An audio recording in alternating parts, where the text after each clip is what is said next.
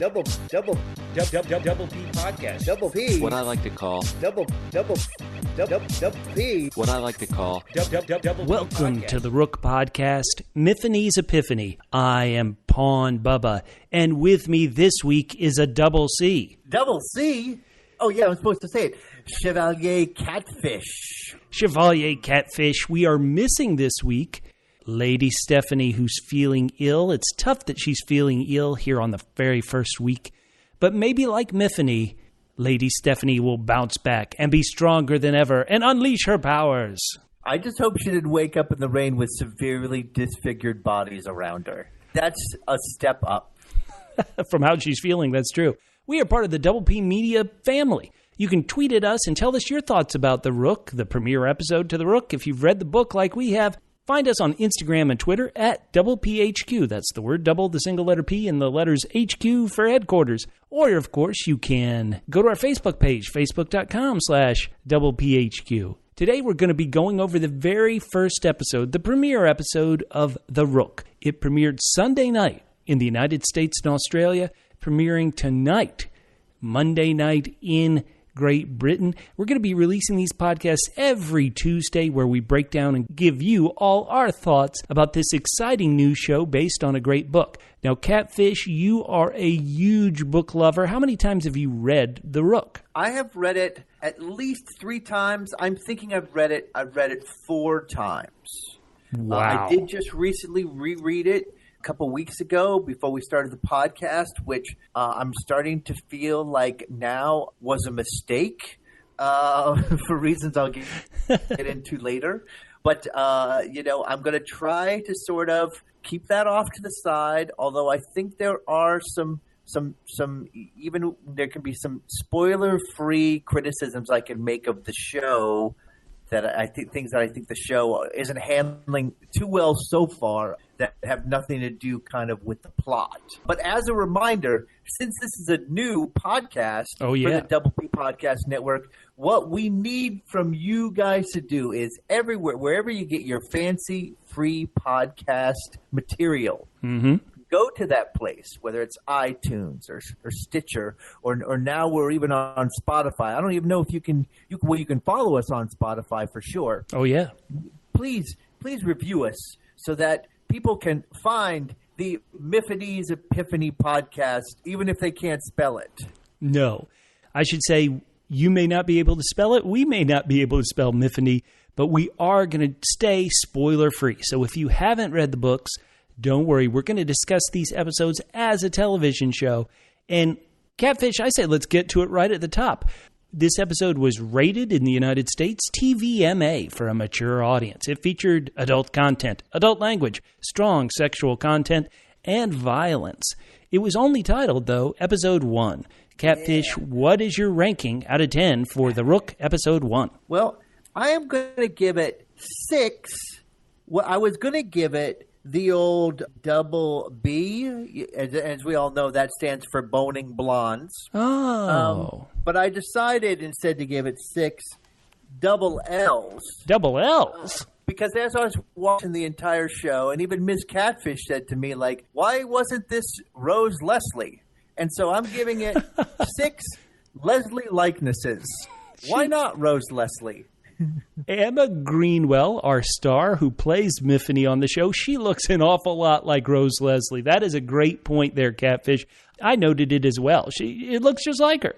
Yeah, he does. And I don't know, I'm not usually the kind of person that's like, let's put somebody that we know in everything. Let's see some new people. But I felt like it could have helped. She has the sort of strength but also vulnerability that is good for this character. But maybe they just hate redheads. So, that's it. A little bit of ginger hate to go around. So, okay, enough with those shenanigans. Well, hold on, Catfish. You've read this book 4 times, but you only gave it a 6 out of 10. Any general feelings on why a 6? Well, I just feel like having watched that first episode, I know they wanted to follow her, but to me, they didn't make this world really clear to people who had no idea about the world. Here we are referring to ourselves as Chevalier and Pawn and Rook. And I would say anybody who watched the show has no idea really what any of that means, the sort of hierarchy of the place. Maybe they'll try and spin that out a little bit later. Maybe they thought, okay, we won't get into that so soon. I also felt like, a lot of the criticisms I had about Game of Thrones was it seems like in later seasons when they didn't have the books to go by, they kind of de-emphasized magic a little bit, almost like they were ashamed. And I felt like, in our preview podcast, the Double P, I was worried. I said, I hope that they don't shy away from the magic in this show. And except for we got to see a little bit of Myfanwy doing what she doesn't even know she can do yet. That's kind of not really spelled out. We didn't really get to see the sense of any of that. So, there was a little bit. Grantchester, who's not named, he's got a real surefire way to not get caught when he's cuckolding another man. Basically, just put him to sleep. Besides that, there wasn't a lot. And you tell me if I'm wrong. You said it's been a while since you read the book, but to me, it wasn't clear that the Gestalt, which is the group of blondes.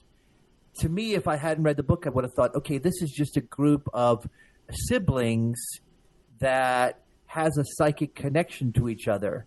And that might still end up being the case. In the book, this is not a huge spoiler alert, it's really one mind and just different bodies.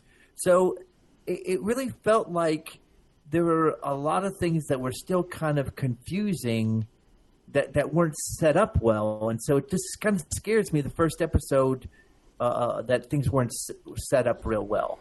Catfish, I want to go ahead and give my ranking if I could. Please, I begged you to earlier, and you asked me to talk, and now you're sorry. So go ahead. Go ahead, give us your rating, Pawn Bubba. Well, Catfish, you went 6. I'm just going to go a notch higher, but I have to be honest. I'm going to give this 7 quadruple Bs out of 10. Yeah, double. I think you said E's. Quadruple Bs, as in buh. Wow. Okay, yeah, give it to me. Everybody knows that quadruple Bs stands for bloody bank bodies. Wait, what's the fourth B? I can't remember. Hold on, I have this note in my pocket. It's a note, Dear You. The fourth B is bang. So I'm going 7 out of 10. There were a couple of moments that I think are very effective in this opening episode. Catfish, you told our double L audience, double L's, loyal listener audience, that yes, it's been a long time since I read the book. I only read it once. And so in some ways, I'm going to be on this podcast a bit as a non-book reader just because I can't remember so much stuff.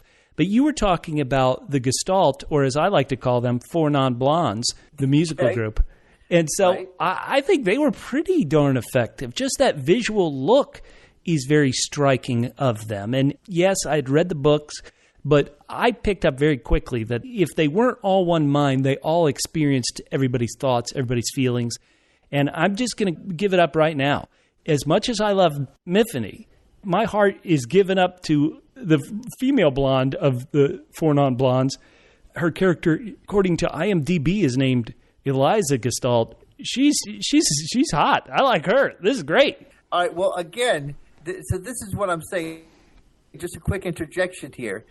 There's a difference, just psychologically, when you think like, okay, I am going to like look into this woman's eyes, and maybe there are other people who are like can see it, or I'm looking into these eyes and I'm actually making love to 4 people, or really one person with 4 bodies. It just feels like there's a distinct difference between the 2 possibilities you put out, and I feel like it could have been clearer. I felt like when we first meet the lady, that was weird. I mean, it is not too. I don't think this is a huge spoiler. In the book, she's able to communicate to people through dreams. Here, she shows up and she's like, "Oh, obviously you don't know who you are. Well, get your ass to work." instead of like, that's got to be a big problem. In the book, even though the woman realizes that Myfanwy doesn't know who she is, she says, well, I owe you a big one. And so I'll keep my mouth shut for now. So considering this is a big agency, a big secret spy agency, it would seem to me that you need to have an excuse for someone to realize somebody has no idea who they are and then say, well, I'm just going to keep it on the down low. And it needs to be more than like, waving away, hand waving that the international incident. Now, Catfish, you say that, but I have to be honest, as a worker, if my boss suddenly showed up at my house and demanded that I come to work, it would be like the scariest thing ever. And so I'm down with it. Catfish, I say let's go ahead and let's dive in, and we're going to just generally go relatively in order, but we may jump around a lot. We already have, just because we're so excited about this new show from Stars. Listeners, please, we only do this podcast because we love hearing and interacting with you guys. So at PHQ on Twitter, Facebook.com/PHQ. You can find us on YouTube too. Tell us what you thought of The Rook. Now, Catfish, I'm going to start at the very beginning, where in our preview podcast we did last week, there had been some rough reviews, but it started well, even with the credits. I thought the theme song was getting across the idea of, hey, something isn't right here. It felt like there was a lot of clicking of locks and things that just seemed disjointed. And I thought it was a great theme song and great opening credits of fractured images to get us into it. The series begins with this character we'll soon learn is Myfanwy, rhymes with Tiffany, waking up in the rain, as you pointed out, in a street filled with dead bodies everywhere. Now, because this is such a great scene in the book, I was hoping this first scene would be great, this first kind of realization that she's going to wake up. What in the world's going on? She has this note in her hand, which reads, "Dear you, if you are reading these words but don't remember writing them, I'm afraid I've failed. You have survived several immediate threats, but you are still in danger. Right now, you must find a safe place alone somewhere no one will ask you any questions. Avoid the cameras as they can see you everywhere. Go now." That should be a great start to the series. But to me, this felt flat, this beginning part. How did you feel? I felt like there wasn't enough of her sort of disorientation. Maybe they just thought, man, we got to just move along. But I didn't really feel that, even through this whole first section. Now, I mean, you got to be a little bit careful, right? Because it is nearly unbelievable that she's sort of able to lock into her job, which is exceedingly strange, with all these people she has to interact with, and not completely give it away. So and it's even more, she kind of has it even more together in the book. You know, the book is a little bit, obviously it makes more sense. She's using kind of audio-visual aids to herself. In the book, she had this huge folder that had information about everybody, which, you know, as you would imagine they did in the book, they would kind of sprinkle throughout as she met these people. You know, we would get the information from her quote-unquote dossier. Right. You know, so she does have a little bit more information when she actually has to meet people. You know, it's funny that they don't – another thing that they sort of get away with in the book that they don't try to get away with here is in the book, it seems like she gets attacked like on a Friday night or Saturday night. She doesn't even have to go to work the next day. So this puts more pressure on her that she has to go to work right away. But I do agree that the disorientation didn't feel strong enough. So here I was. I remembered this opening section of the book so well because the book does start so strong. And I was trying to figure out, well, what could you do? And one of the things I thought of another movie with a character who suffers amnesia. I thought of Memento. And maybe I'm misremembering Memento, which would be perfect for the movie Memento. But I'm pretty sure in the movie Memento, the lead character, Leonard Vole, he's either always kind of talking to himself or we can hear his thoughts. Like I specifically remember there's a great scene in the movie where he's like, why am I chasing this guy? Oh, wait, no, he's chasing me. To really let you show that this character has no idea what's going on. And I thought Emma Greenwell did as well as she could as Myfanwy to get that across to us. I would have done anything, even voiceover, which can be terrible, to get you inside her thoughts. so that we could really empathize with her as an audience. And I thought that was missing. And I actually thought the show actually picked up as it went along. Again, gave it a 7 out of 10. But for me, it took a while to ramp up. And I was just trying to think, how could you get the audience to connect with a character who we know nothing about? And admittedly, she knows nothing about herself either. And so they needed to come up with a way for the audience to really feel her predicament, as you keep saying. Yeah, and I don't know whether, if I had never seen the show, the fact that there was if I hadn't read the book, I didn't know anything about the story, if the lack of information would have intrigued me more, and it wouldn't have bothered me. So I wonder if there's listeners to the show who hadn't read the book, what their feelings were about the first episode, along with people who did. So, hit us up at Double P Podcast. Now, the next thing that's going to happen in the show, after our hero is woken up, she's found a hotel, a real gross hotel where they give you sheets and pillows wrapped in plastic. Boy. Yeah, but you get a deal for the whole night. Oh, that's true. That's true. Jane got a great deal. So this is intercut with Joely Richardson's character, who is known as Lady Farrier. She's showing up, and she pretty much takes over from the cops, and you can tell that she has her white-haired, the 4 non-blondes henchmen, and she's going to come kick butt. What did you think of Joely Richardson as the M, if this is a James Bond movie, the person in charge of all these supernatural spies? What do you think, Catfish? I liked her professionalism, her taciturness. I also liked that, like me, she enjoyed nighttime boat rides. On the Thames. Oh, so great. On the Thames. I mean, who doesn't, really? It kind of remains to be seen. I mean, this was I felt it was kind of rough all over this pilot. So, I kind of felt like I didn't really get to know anybody. It's strange. Well, one line when her 4 non-blondes, the Gestalt, are talking to her, and they're hearing about this, these victims of this, whoever these dead people are. I loved that one of them said, yeah, it seems that they were taken down by someone who, and I want to say this, inflict internal injuries from a distance. That's pretty damn good. To be able to inflict internal injuries from a distance, love it. Oh, I thought that was a great line. And once again, that's the kind of mood that I think any viewer, whether they've read the books or not, that's the thing that's going to intrigue them. What exactly is going on here? I really like that an awful lot. 13 minutes into the show, who shows up but Olivia Munn, perhaps the most well-known actress on this side of the pond. Olivia Munn is in the show. Her character wasn't a major presence at all in the books. What do you think of American agent Monica Reed, a.k.a. Olivia Munn, Catfish? She shows up and she needs to know what happened. Well, I appreciated this because as I've made clear, I felt like things that have been changed from the books feel like they've taken away some of the possibilities, some of the cooler things that are from the book, whereas this edition makes it interesting because Olivia Munn there's some intrigue. Olivia Munn needs to be closer to it. She obviously knows one of the assailants. And so here's a case where something is new and I find it intriguing and it feels like it's going to add to things.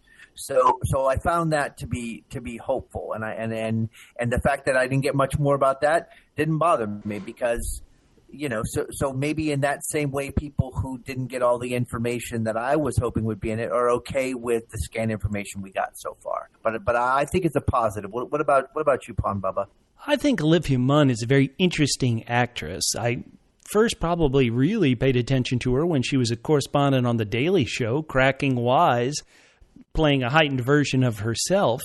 Then I saw her on HBO's The Newsroom, where, to be honest, she was one of the best things in the newsroom, where she was just a very competent journalist who was willing to fight for the things she believed in. And so in this, she really hasn't had much shading. She just appears to be a strong, hard-nosed agent trying to get her way. She portrays it very well. I feel like they are going to have to give different flavors, different shading to the character to really make me love her. But so far, I think she's pretty interesting. I think she's an interesting wrinkle in the political, or politics, I should say, drama angle that could be coming up. Definitely have, at least so far. Lady Stephanie was concerned, I won't bring it up, but she was concerned that there's a major character from the book that hasn't been in the show so far. Somebody who is one of the higher-up members of the Sheke. And while I'm holding out hope that we could meet them, since the introduction seems slow, at least we do have this new character who, again, opens up a whole new avenue. This is outside America, as far as the American involvement in this world. It doesn't show up in the book until real late in the book. And doesn't really have much import, whereas here it seems like this could be a big deal. Now, while this is all being intercut, we also meet another member of the team. That's an actor, Adrian Lester, who plays Conrad Grantchester. You've already mentioned him. He's able to fool around with somebody and to make sure he doesn't get caught. He seems to have the power. In fact, it's later told to us he has the power to force somebody to go to sleep. Why is he a secret agent? He could make way more money as a solution for people who Ambien doesn't work for.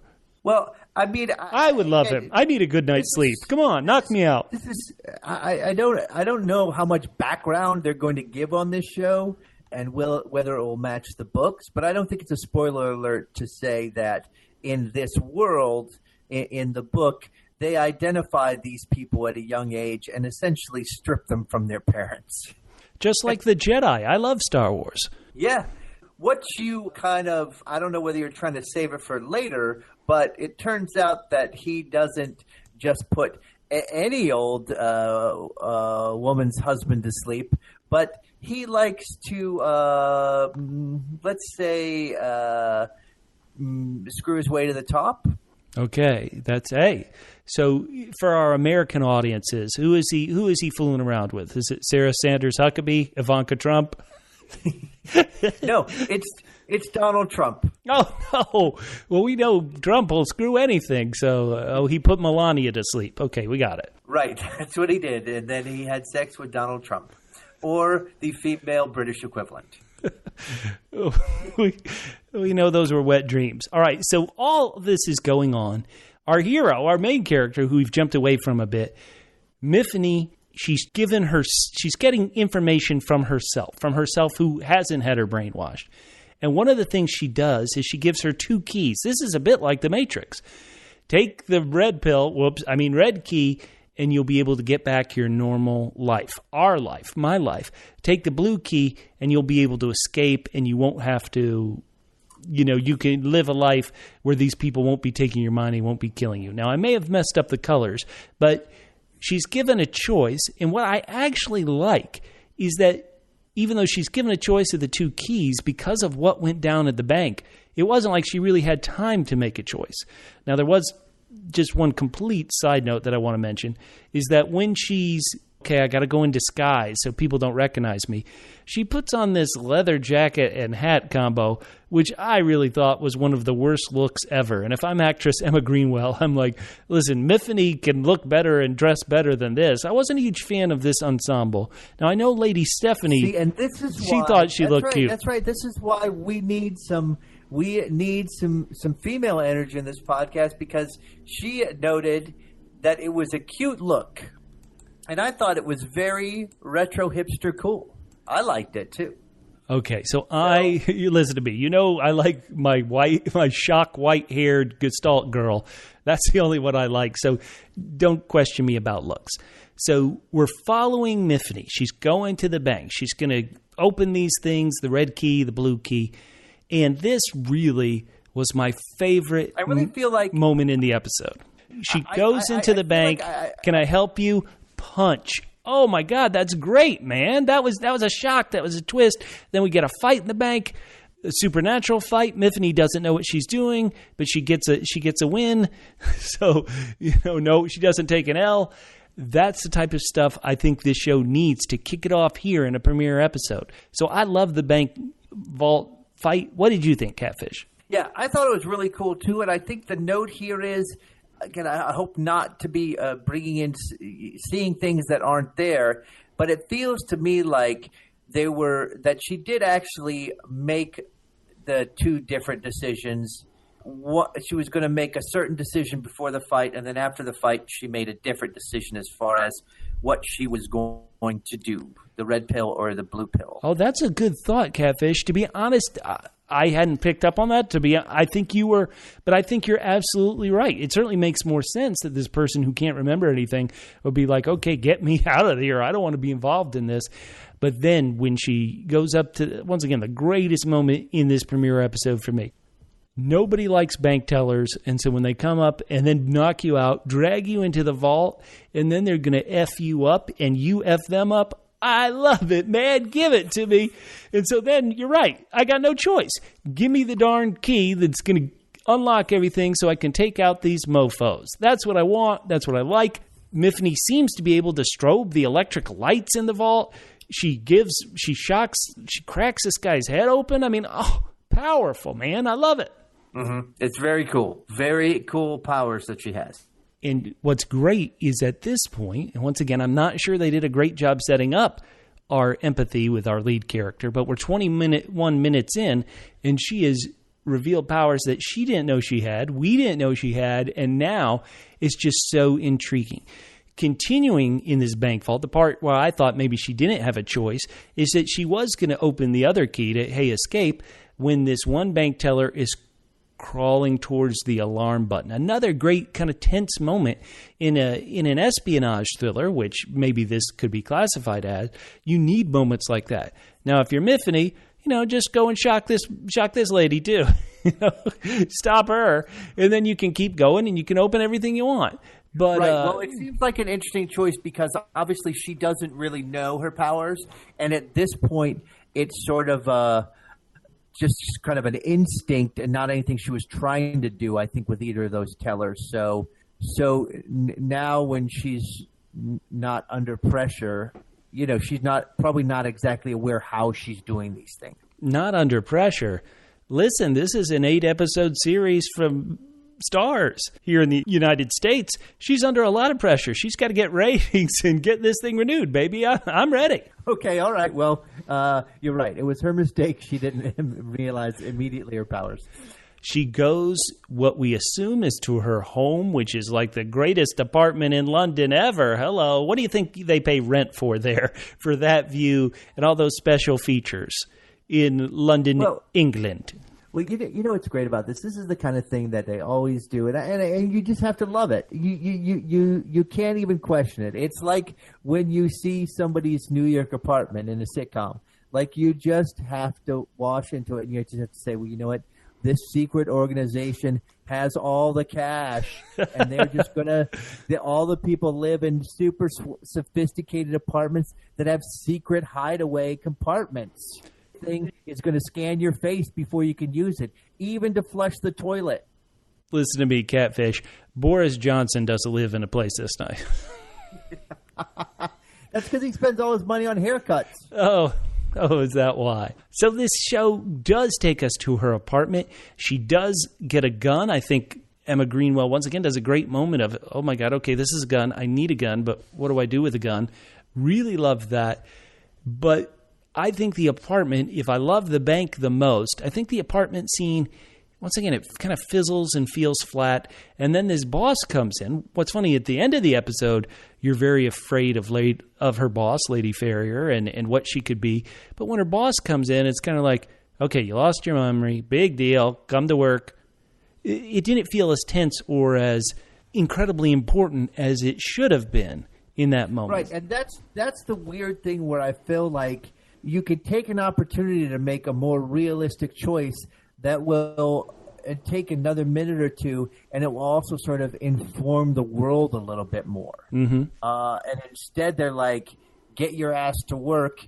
Even though, let's make some assumptions here. Okay. All the people in the bank were wearing gloves. Ooh. They did not want to touch her skin to skin. Oh, now that's kind of rude. That's kind of rude. Well, she's like maybe her one of her special powers is poison ivy skin. Now, or hold on. I've seen many a cashier have rubber gloves so that, their hands don't get dry. These killers just could be germaphobes. That's true. Or maybe she could turn into water and slip through their fingers. So the other part of that is, obviously, you would assume that Myfanwy's powers are sort of known to her boss. Oh, yeah. So it's a little strange that the boss doesn't associate. Again, they could tie what happened earlier together with her boss finding her, not knowing who she is. They could do a little work there that wouldn't, ruin sort of the mystery of things, but maybe help people into the world a little bit more. So I feel like that was a lost opportunity there, and out of nowhere, it felt weird. Yeah, it's a bit like the show is afraid of too much exposition, because in her swank apartment, she has this awesome secret compartment which has everybody's name up on the board, has their role, like you were saying. There's the knights and the bishops and the pawns, and yet they don't really focus on it. They don't give you a chance to really even comprehend it, other than this does exist. But then, let's get to the end of the episode. She has to go into work. She makes a choice. Okay, you know what? I'm not going to take this pill. So, before we get to work, let's talk about that. The boss tells her, hey, have you taken your pills yet? It was your idea that you thought they would help.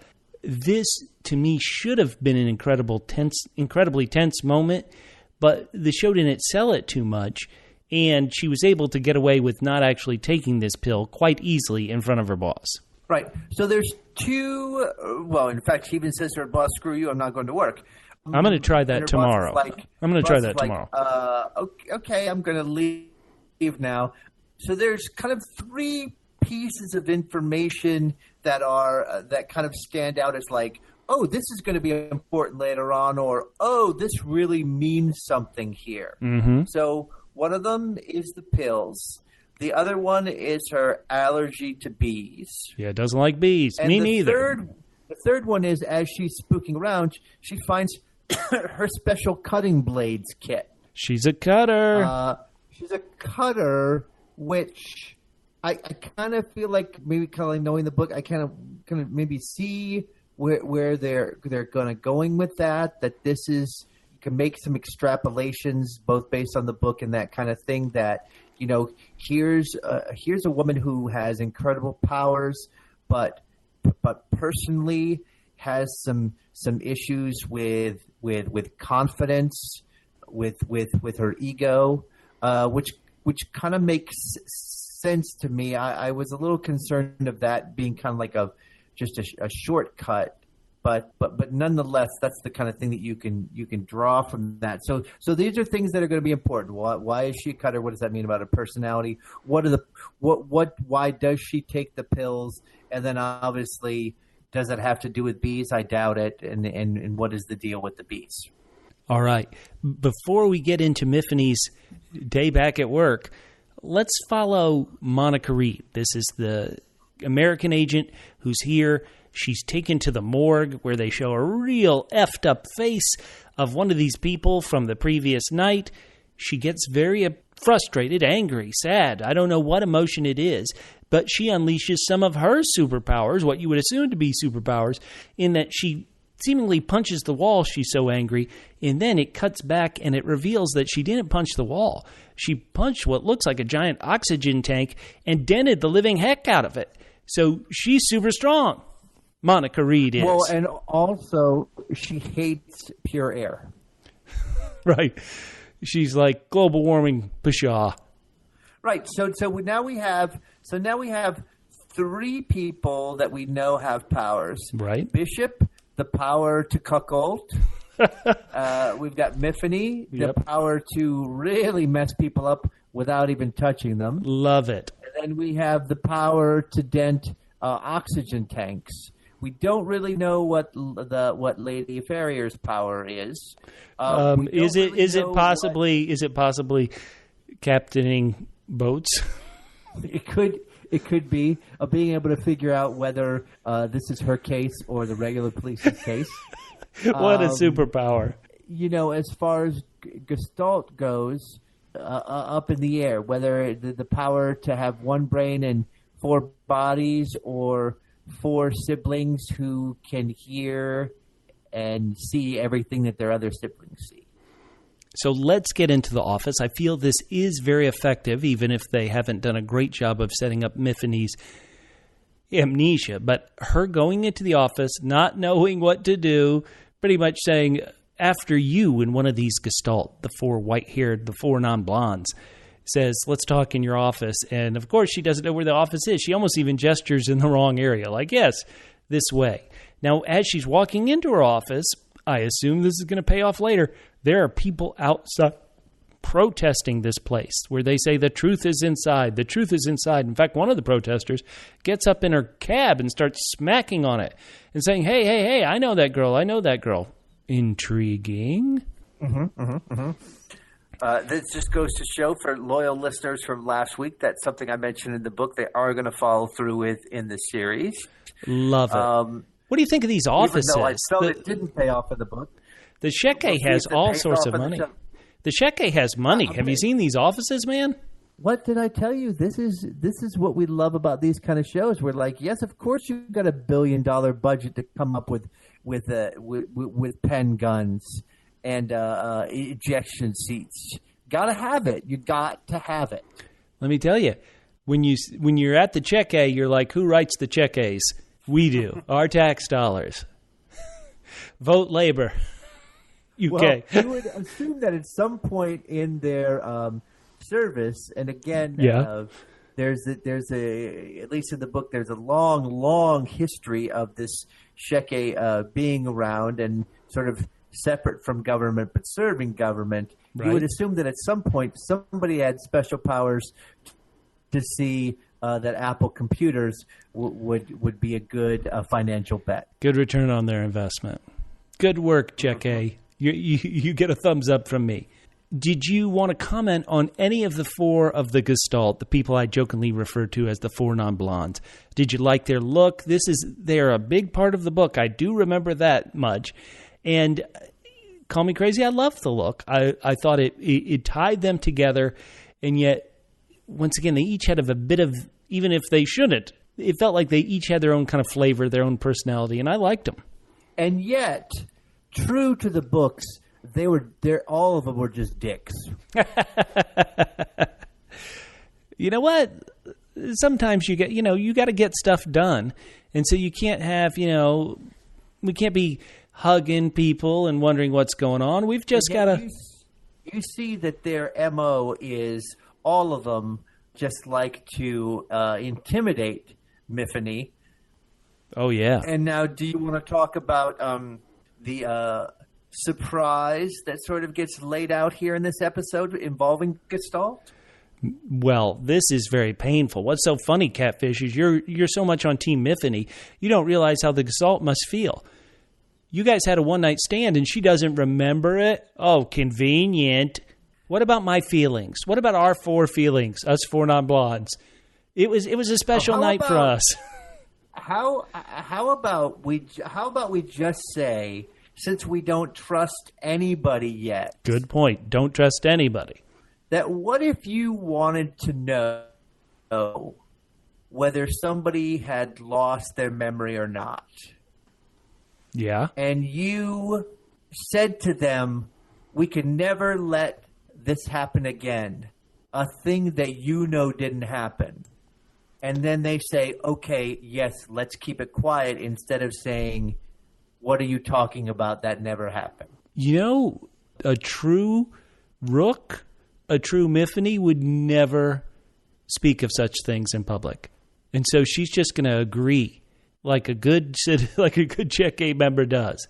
What if she, you're telling me you remember every time you fooled around with a blonde sibling who has 4 personalities in him. Come on. Especially when the 3 other siblings outside were moaning in tandem or in unison. Sorry. That's coming. There are only 7 more episodes left for us to get a Gestalt orgy going on. Hell yeah. I'm going to remain mum on that topic, having read the book. Uh-oh, here we go. Here we go. So, okay, she's in the office. She seems to have a competent assistant. Are you with me in that you can trust the assistant, correct? She seems like a good person. The assistant seems like a good person, and hopefully, all we can do is hope. I mean, even no one seems particularly friendly to Myfanwy, so all we can do is hope that the assistant is going to be, one of those super assistants we see in television and movies. Super efficient and discreet and friendly. Okay, I got one for you. Because I am doing such a poor job in remembering the books, this assistant, what is she in? She's in a wheelchair, right? What if she ended up there because Myfanwy got upset with her typing one time, zapped the living hell out of her? I believe that is not a detail that was in the book. I'm rewriting the book right now. Okay, good. You do it. Okay, and then it gets to what I feel like is another effective scene. I feel like we've been a bit tough on this episode, but there are effective scenes, and for me, the closing scene is effective. We're hearing this voiceover from the Myfanwy who remembered everything, who knows everything, who's saying, hey, don't trust anyone. They could be in this room with you. And she is looking around the conference room. She doesn't know any of these people. She doesn't know what happened to her, why it happened to her. She doesn't really even know herself. And yet she's in a room of vipers. I loved it. I thought it was a very effective, very good ending to the first episode. An uneven episode, but a good way to get people back for episode 2. All right. I agree. That is the right way to end that episode. If you're not going to give out a whole bunch of information, is to drop in that one of these people sitting at the table must be behind what happened to her. It's like an episode of The Apprentice. You walk into the boardroom, who's going to stab you in the back? But really, they should have another. It feels like it's weird because it felt like there are some other people around that she could be suspicious of. I mean, because really, it's the lady, it's Grantchester, it's the Gestalts. I mean, that's not a lot of suspects. Well, hold on. It could be the husband who was asleep at the table. That's some misplaced anger going after Myfanwy. It's the greatest alibi. You take somebody's memory, you kill a bunch of people, and then it's like, I was asleep. This guy who has sleeping powers knocked me out. See? Amazing. So, Catfish, any final thoughts you want to talk about this premiere episode? Any places you think we could see the series going without, once again, any spoilers? Just to say, as I said when we did the preview for this, is that there's two things going on in the book, and one is sort of this mystery that she has to figure out, and another one is sort of giving us, really scary situations that only people in the supernatural situations that only people in the Sheke could take care of. So I hope that we get some more of that because, like the scene in the bank, these could be action scenes that could be really, really cool. And I feel like that's important. That's really important. I'm with you. Listeners, once again, write us on Twitter at DoublePHQ, Facebook.com/DoublePHQ. In the YouTube comments, drop something down. We want to know how you feel about going on this ride, which only goes 7 more episodes until we find out, hopefully, some of the answers to this mystery. Now, every week here on Myfanwy's Epiphany, we're going to present to you our own epiphanies, things that we either really shockingly learned or things that we wish we could forget, even if it meant waking up in a rainy sidewalk surrounded by dead bodies. Last week, we were kind of very all over the map. Catfish, do you have a Myfanwy epiphany for this week?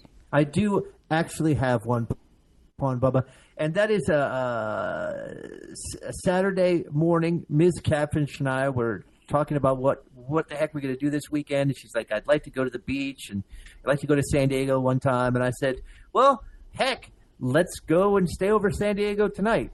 And so we went, We stayed in Pacific Beach, which is north of San Diego, and turns out that it's apparently that's like spring break all the time there. Oh, no. But that didn't really bother us. Got a hotel right on the beach, 4th floor, looking at the beach, opened up the window, opened up the sliding glass door, and listened to the beach while we slept all night long. The beach was outside, and that reminds me of an epiphany. You know, I spent 10 years in Hawaii. It reminds me that, my God, I just really want somehow to live near the beach, close enough to listen to the waves, because that is the best way to fall asleep. So that was my epiphany of the week, Pawn Bubba. Man. What about you? Catfish. Oh, way to make us all feel jealous of this charmed life you're living. Well, I'm Bubba, and I'll go the other way. I'll tell you about a moment that, like Myfanwy, I wish I could forget, and you don't need to leave a note or a video explaining to me to remind it. And that is that I watched this episode, and before the episode begins here in the United States, there's a trailer for an upcoming show, a show called Dublin Murders. And I'm like, Dublin Murders, is that based on the great books by author Tana French? And it is. It's one of my favorite books of all is her debut novel, In the Woods, and seemingly this brand new show is going to focus on that book and some of the spin-off books from that. And I'm like, oh, this is so great. But it doesn't come out until way late in the fall. So all it's going to make me do is upset while I watch this hopefully great show, The Rook. I'm just going to be constantly thinking, oh, when is this other possibly great show based on another great book that I read going to be coming out? Dublin Murders. I'm going to forget you so that I don't have to be thinking about you while I watch all the great shows that are going on right now. Well, this just goes to show, Pawn Bubba, that what I like about you is that you like to live your life different than other people. Some people live in the past. You are living in the future. Love it. And you can hear us in the future next Tuesday as we release our coverage of The Rook Episode 2. In that episode, while Myfanwy revisits the crime scene in search of her past, Monica discovers a dark truth about one of the victims. One of Myfanwy's dead attackers disappears from the morgue. Dun, dun, dun. That sounds pretty good, huh? Whoa, disappearing. We hope Lady Stephanie will be reappearing next week. And we also want to know, do you have Myfanwy's epiphanies? Do you have things that you want to get off your chest at Double PHQ? For everyone here at the Double P Media Empire, my name's Bubba. You can find me on Twitter at FitandTrim. That's FITTENTRIM at FitandTrim on Twitter. And I am Chevalier Catfish, and you can hit me up at CJGman67 on Twitter. And Chevalier, you know when you'll realize you're listening to a great podcast, you'll have a Myfanwy's Epiphany.